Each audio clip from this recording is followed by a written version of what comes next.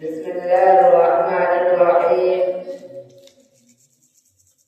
नहमदुहु व नसल्ली अला रसूलिल करीम। अम्मा बाद, फक़द क़ाल अल्लाहु तबारक व तआला फिल क़ुरआनिल मजीद। अऊज़ु बिल्लाहि मिनश शैतानिर रजीम। बिस्मिल्लाहिर्रहमानिर्रहीम।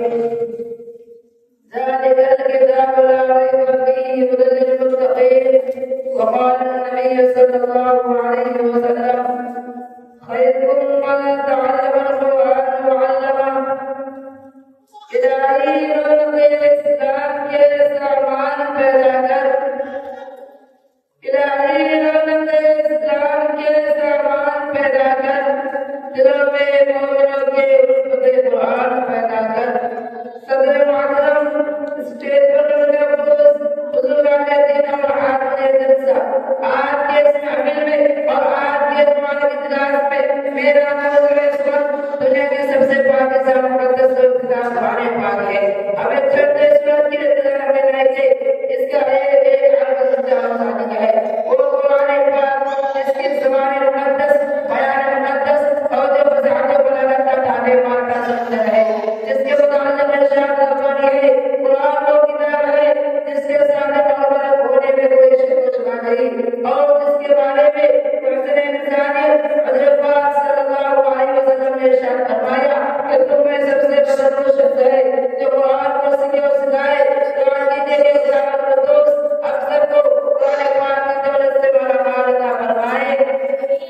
आमीन।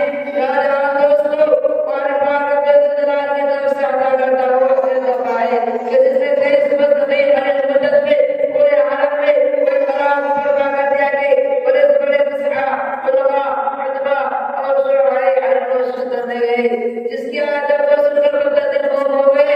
दोस्तों, यही वो कुरान है जो रहती दुनिया तक के इंसानों के लिए ज़ाफ़ा रहमतुल रहमत है। यही वो कुरान है जिसने रसूल की रिसालत का एहसास बख्शा। यही वो कुरान है जिसने बसरता बलूग़ को ताक़त बख्शी। यही वो कुरान है जिसकी बरकत से जिन्नत और शयातीन का आसमानों पर जाना बंद हुआ। यही वो कुरान है जिसकी बरकत से इज़्ज़त और बहादुर शामियाँ निकल गए। यही वो कुरान है जिसकी बदौलत महबूब आमद की रज़ा नसीब होती है। यही वो कुरान है जो सच्चाई और ईमानदारी का दर्स देता है। यही वो कुरान है जिसकी बदौलत उमर फारूक साहब को ईमान नसीब हुआ। यही वो कुरान है जिसकी नज़र पेश करने से सारी दुनिया आज से बात हो गई। यही वो कुरान है जिसके नज़र पेश करने से अरब के बच्चों ज़बान लाने का दावा करने वालों ने देखिए। यही वो कुरान है जिसकी इबादत का वादा खुदा का नाम ने फरमाया। यही वो कुरान है जिसकी तिलावत के दिलों के वास्ते वादा बख्शा सकता सामान है। यही वो कुरान है जिसने ज़हन उम्मत को दिला बख्शा। यही वो कुरान है जिसकी वजह से दुनिया में महान पैदा हुई। मौजा मदरा आज के इस नाज़ुक दौर में इस्लाम पाक बुजुर्ग समझा जाता है। उसके अल्फाज़ में जो हक़ बताया जाता है, कहा जाता है कि उसका रखना और ये समझे बड़ा बेसुध है।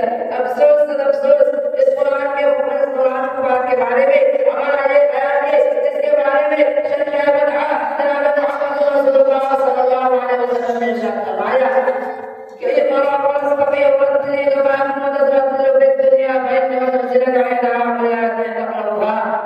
क़यामत के दिन आखिर कुरान से कहा जाएगा, कुरान पढ़ जा और जन्नत के दर पर कर जा और ठहर कर पढ़ जैसा कि दुनिया में ठहर कर पढ़ा करता था। बस तेरा मकाम और ठिकाना ही वही है जहाँ आखिर पहुंचे। याद रखो ये कुरान दुनिया की सबसे बड़ी नेमत है।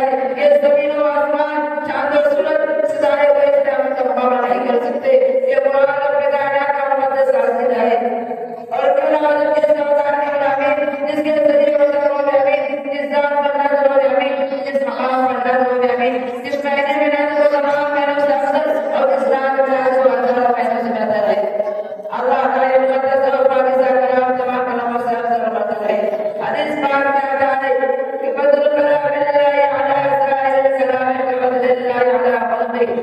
अल्लाह के कलाम को सब कलामों पर ऐसी फजीलत है जैसे कि खुदा ताला शान को तमाम मखलूक का अल्लाह का दुलारा और खुदा का प्यारा में इरशाद फरमाता है कि जिसने कुरान पढ़ा और उस पर अमल किया उसके वालिदैन को कल क़यामत के दिन सूरज से भी ज़्यादा रोशन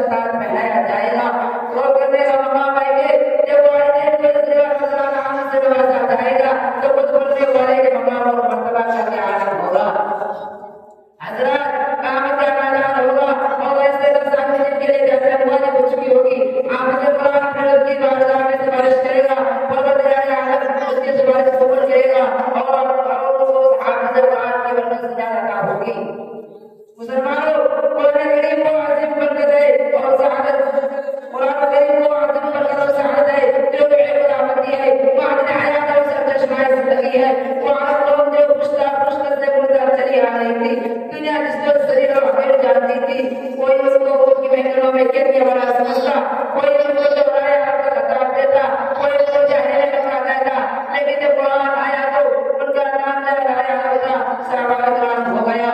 जिनको नफ्स से याद किया जाता था उनको रज़ियल्लाहु अन्हु मिला। जिस जमाने का नाम जहरीत था उसका नाम गैर हो गया। वो मुर्दा कौम जो कलम नहीं ले सकती, ताकत कुव्वत से सिलेस हो गई कि जिसने गैसो किस्रा का हुक्म खाक बना दिया, बड़ी बड़ी सल्तनत और ताकत का डाल दिया। मोहतरम दोस्तों, कुरान आया तो ज़मानो माकान में जिंदगी आई, कुरान आया तो हज़रत सल्लल्लाहु अलैहि वसल्लम आया, कुरान आया तो रसूल इस्लाम बना, कुरान आया तो मुर्दा कौम जिंदा हुई, कुरान आया तो बातिल के आधे जब लोग पड़े, कुरान आया तो सारे का आया तो नूर मिला, कुरान आया तो शिरक का पर्दा तोड़ गया, कुरान आया तो सारे का आया तो नूर मिला, कुरान आया तो इंसानों के पुजारी को इस्लाम बने, कुरान आया तो तौहीद के ईमान मिला, कुरान आया तो इस्लाम का बाहर बस आता हुआ।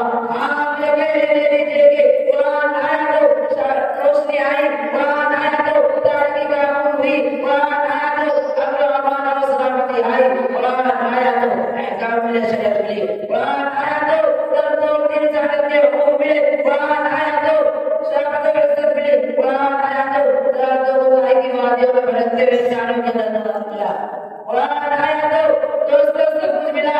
और अफसोस हमने कुरान जब आपने मुकद्दस को तर्क कर दिया, हमने इसकी पाकिज़ा तालीमात को भुला दिया। नतीजा ये हुआ कि वो मुस्लिम लोग जिसके सिर पर इज्जत और वास्ता ताज था, जिल्लत और रिस्वाई की राह में जा गिरी, वो मुस्लिम लोग जिसके आगे बढ़कर इस्तग़फ़ार करती थी, नामाज़ का मुक़द्दर बन गई, वो मुस्लिम लोग जिसकी एक आवाज पर जाकर जंगल में लेने वाले मुकादरों ने मैदान खाली कर दिया था, आज एक टूटी उसके हुक्म मानने को तैयार नहीं। वो मुस्लिम लोग जिन पर कभी तारीफ ना आती, आज बड़ा हमारा जिंदगी बसर कर रही है। वो जिन पर कभी तारीफ ना आती, आज आज मातम करा है। वो मुस्लिम लोग जिसकी माजी और शराब का बना थी, हाल मुस्तकबिल उसका तारीख है। मैं इसी बात को